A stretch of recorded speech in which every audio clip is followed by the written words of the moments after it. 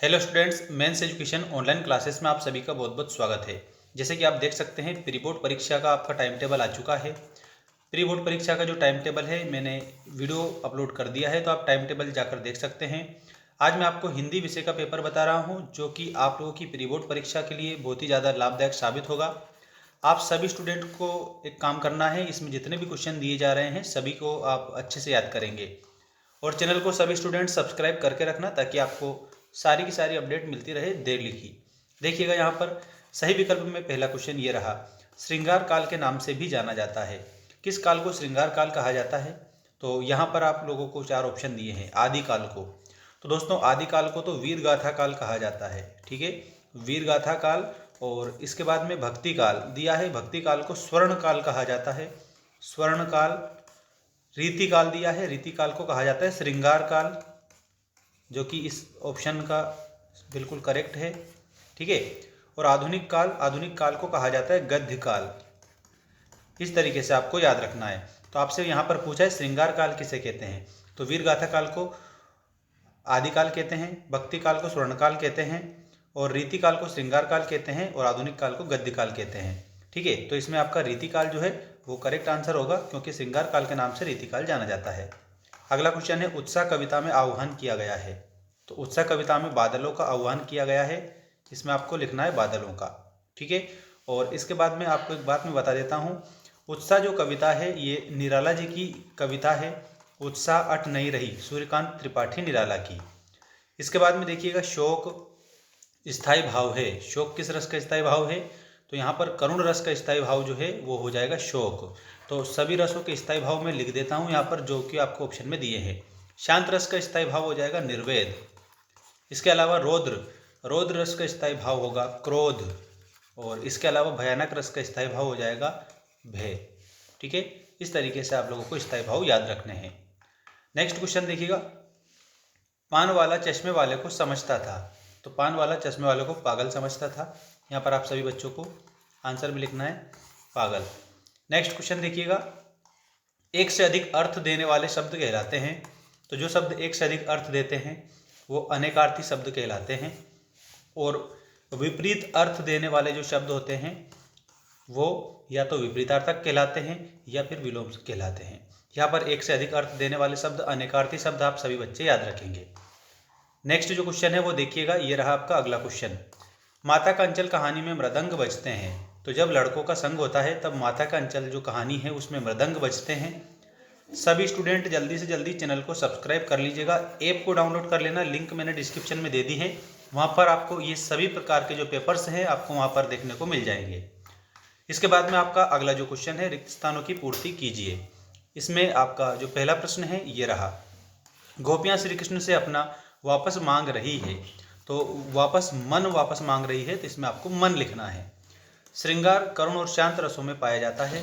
तो यहाँ पर आप लोगों को माधुर्य गुण याद रखना रहेगा, क्योंकि माधुर्य गुण पाया जाता है इन रसों में। अगला प्रश्न है, रमणीयार्थ प्रतिपादकः शब्दः काव्यम, ये परिभाषा किसकी है? तो इसमें आपको पंडित जगन्नाथ याद रखना रहेगा।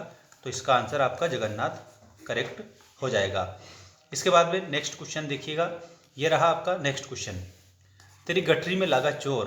तो यहाँ पर आपको लिखना है मुसाफिर जाग जरा। ठीक है, इसमें आपको मुसाफिर लिखना है। अगला है निरोग संधि है। तो निरोग जो है इसमें आप लोगों को नि प्लस रोग, निरोग विसर्ग संधि है। मधु कांकरिया के ड्राइवर का नाम था। तो मधु कांकरिया के ड्राइवर का नाम जितेन नार्गे था। आप लोगों को जितेन नार्गे कंप्लीट आंसर याद रखना रहेगा, बिल्कुल सही तरीके से। इसके बाद में अगला जो क्वेश्चन है वो देखिएगा, ये रहा आपका नेक्स्ट क्वेश्चन, निम्नलिखित कथनों के समक्ष सत्य या असत्य लिखिए। तुलसीदास की रचनाओं में प्रबंध और मुक्तक दोनों काव्यों का उत्कृष्ट रूप मिलता है। ये आपको सही बताना है, सत्य। अगला प्रश्न है आपका, चौपाई छंद अर्ध सममात्रिक छंद है। तो दोस्तों चौपाई सममात्रिक है, अर्धसम नहीं है, तो इसमें आपको असत्य लिखना है। रिपोर्टाज मूल रूप से फ्रांसीसी भाषा का शब्द है, इसमें आपको सत्य लिखना रहेगा, ये आपका करेक्ट है। लेखक कनखियों से नवाब साहब की ओर देख रहे थे। तो दोस्तों इसमें आप लोगों को क्या बताना है? सत्य बताना है। और अशोक राजनगर में रहता है निषेधात्मक वाक्य का उदाहरण है। तो इसमें आपको असत्य लिखना है, क्योंकि ये तो साधारण वाक्य है, निषेधात्मक नहीं है। आप चाहो तो इसका स्क्रीनशॉट ले सकते हो और ऐप डाउनलोड कर लेना सभी स्टूडेंट।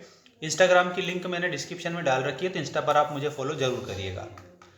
अगला जो क्वेश्चन है ये इसी में देखिएगा, कवि अज्ञेय ने हिरोशिमा कविता जापान में लिखी, तो ये गलत बात है। हिरोशिमा जो कविता है भारत में ही लिखी थी, रेलगाड़ी में बैठे बैठे।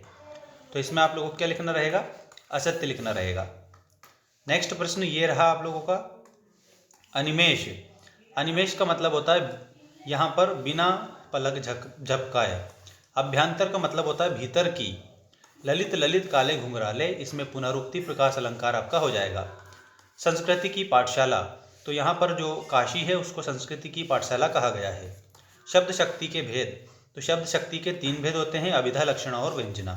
पूरब की ओर से बहने वाली हवा उसको पूर्वाई बोला जाता है, तो यहाँ पर आपको पूर्वाई करेक्ट आंसर लिखना रहेगा।